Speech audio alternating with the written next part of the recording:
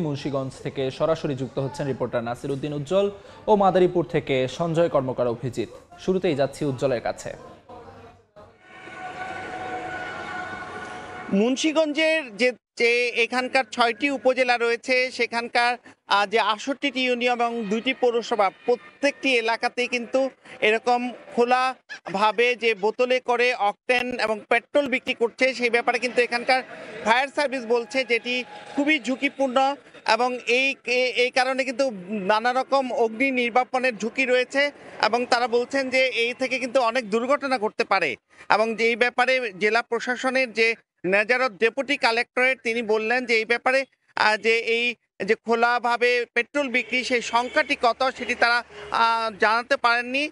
তবে বলছেন যে এই বিষয়টি কিন্তু বিধি নিষেধ রয়েছে, তো বিধি নিষেধ উপেক্ষা করে কিন্তু এইভাবে পেট্রোল এবং অকটেন বিক্রি করা হচ্ছে এবং এই সিপাহীপাড়া এলাকাতে কিন্তু অন্তত 4টি দোকানে এইভাবে পেট্রোল বিক্রি করা হচ্ছে এবং অকটেন বিক্রি করা হচ্ছে এবং এগুলো কিন্তু অনেক দোকানে আবার চোরাই পথেও এই পেট্রোল অকটেন চলে আসে এবং যেগুলো জাহাজ থেকে নামানো হয় বা বিভিন্ন রকম লরি থেকে নিয়ে আসা হয় এবং সেগুলো যে এরকম বোতলে ভর্তি করে সাজিয়ে রাখা হয় সেটা কিন্তু প্রকাশ্য দিবালোকেই চলছে এবং এই সিপাহীপাড়া কিন্তু একেবারে শহরের একটি গুরুত্বপূর্ণ পয়েন্ট। এর বাইরে কিন্তু গ্রামে গঞ্জে অথবা এই তেলের দোকান ছাড়াও একদম যে অন্যান্য দোকান রয়েছে, আমরা পথেই দেখেছি যে কাঠের দোকান, সেই কাঠের দোকানের সামনে কিন্তু পোস্টার সাজিয়ে রেখেছে এই রঙিন অকটেন এবং পেট্রোল। তো এই বিষয়গুলোর কারণে কিন্তু আশেপাশে যে বিভিন্ন রকম দুর্ঘটনা এর আগে ঘটেছে সেগুলো কিন্তু নজির রয়েছে, এরপরেও কিন্তু প্রশাসনের টনক নড়েনি, যার কারণে আপনারা দেখেছেন যে শ্রীনগরে একটি বড় অগ্নিকাণ্ডের ঘটনা ঘটেছে। এরকম নানা রকম ঝুঁকির ব্যাপারে কিন্তু যারা ভোক্তা রয়েছেন, সাধারণ মানুষ রয়েছেন, তারা বলছেন যে এই ব্যাপারে পদক্ষেপ গ্রহণের জন্য। তো এই ছিল মুন্সিগঞ্জের সবশেষ। আমরা চলে যাব মাদারীপুরের খবর জানতে, সেখানে রয়েছেন সহকর্মী অভিজিৎ। মাদারীপুর জেলার 5টি উপজেলায় দেদারছে বিক্রি হচ্ছে খোলা বাজারে জ্বালানি তেল, পেট্রোল, ডিজেল, অকটেন সহ এই দাহ্য পদার্থ বিক্রি করছে যত্রতত্র।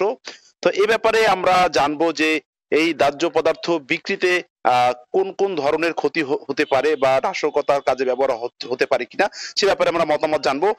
আমাদের সাথে রয়েছেন মাদারীপুরে ফায়ার সার্ভিসের উপ সহকারী পরিচালক মোহাম্মদ শফিকুল ইসলাম, তার সাথে জানবো আসলে এই যে আমরা দেখি মাদারীপুরে বিভিন্ন এলাকায় খোলা বাজারে জ্বালানি তেল বিক্রি করা হয়, তো এটা আসলে কোন ধরনের ঝুঁকি হতে পারে বলে আগামীতে আপনি কি মনে করেন?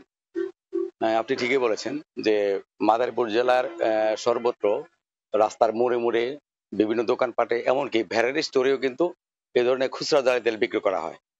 তো এগুলো আসলে নিয়ম নাই। এগুলার অনুমোদন নিতে হয় সাধারণত জেলা প্রশাসনের কার্যালয় থেকে।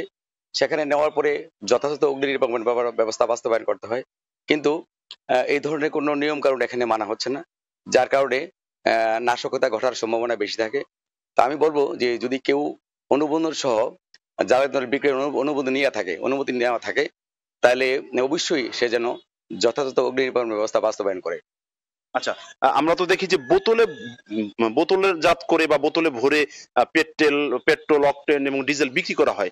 আসলে এই যে বোতলে করে রাখা হয় দোকানের সামনে, তাদের কোনো বৈধতা নেই, লাইসেন্স নেই, তো সেক্ষেত্রে নাশকতার কাজে এই সমস্ত জ্বালানি তেল ব্যবহার হতে পারে কিনা আপনি কি মনে করেন? আপনার আইডিয়া যথাযথ, এরা নাশকতার কাজে ব্যবহার হতে পারে। তবে আমি বলবো যে এটা তাদেরকে খুচরা বাজারে যারা তেল বিক্রয় নিষিদ্ধ করতে হবে, তাদেরকে নিরুৎসাহিত করতে হবে। যদিও কখনো করে সেটা আইন মেনে তাদেরকে করতে হবে। আচ্ছা, এই যে জ্বালানি তেল যারা বিক্রি করে তাদের এই বিক্রিটা বন্ধের ব্যাপারে আপনারা কোন কোন ধরনের পদক্ষেপ গ্রহণ করতে পারেন বা প্রশাসনের মাধ্যমে কি ব্যবস্থা নিতে পারেন? আমরা আসলে নিয়মিত আমাদের গণসংযোগ মহড়া কার্যক্রম চলমান আছে। গণসংযোগে যখন আমাদের টিম যায় 5টা উপজেলা থেকেই, তখন আমরা তাদেরকে সতর্ক করি যে আসলে এইভাবে বিক্রি করা নিষেধ। যদিও একান্ত অনুমোদন সাপেক্ষ করে থাকে, তারপরে যাতে অগ্নি নির্বাপন ব্যবস্থা বাস্তবায়ন করে সেই বিষয়ে আমরা তাদেরকে সচেতন করি। এই যে যারা খুচরা দোকানি রয়েছে, যারা বোতলে তেল বিক্রি করে, আসলে তারা এই তেলটা কোথা থেকে পায় বা কিভাবে সরবরাহ করে বলে আপনি মনে করেন? এটা আসলে আপনি যোগাযোগ করে নেবেন যে মাদারীপুর জেলায় ছোট বড় মিলিয়ে প্রায় 16টি পেট্রোল পাম্প রয়েছে। পেট্রোল পাম্পের সাথে যোগাযোগ করলে আপনারা বুঝতে পারবেন যে কোন পেট্রোল পাম্প থেকে তারা এগুলা নিয়ে খুচরা বিক্রি করে। যারা এই যে বোতলজাত বিক্রি করার সুযোগ করে দিচ্ছে পেট্রোল পাম্প বললেন, তারাও তো এক ধরনের অপরাধ করছে, তাদেরও তো আইনের আওতায় আনা যায় বলে আপনি কি মনে করেন? সঠিক। তারা তাদের উচিত না এখানে। তারা যখন পেট্রোল পাম্প স্থাপনের পরে অনুমোদন পেয়েছে, সেখানে কিছু বিধিনিষেধ আছে। তারা কোথায় বিক্রি করতে পারবে, কিভাবে বিক্রি করতে হবে, এটার প্রসিডিওর কি হবে, এগুলা তাদেরকে অবশ্যই নির্দেশনা দেওয়া আছে। যেহেতু তারা নির্দেশনা মানছে না, অবশ্যই তাদের বিরুদ্ধে আইনানুগ ব্যবস্থা গ্রহণ করা যেতে পারে। আচ্ছা, এই যে খোলা বাজারে জ্বালানি তেল যে বিক্রি হয়, আমরা দেখি বিশেষ করে মোটরসাইকেল চালকরা তারা এগুলো ব্যবহার বেশি করে। তো আগামীতেও তো দুর্ঘটনাও তো ঘটতে পারে। আবার অনেক যে ক্রেতা রয়েছে তারা অভিযোগ করছে যে একদিকে দাম বেশি নেয়, অন্যদিকে ভেজাল তেল দিচ্ছে। তো আসলে এটার ব্যাপারে আপনার মতামত?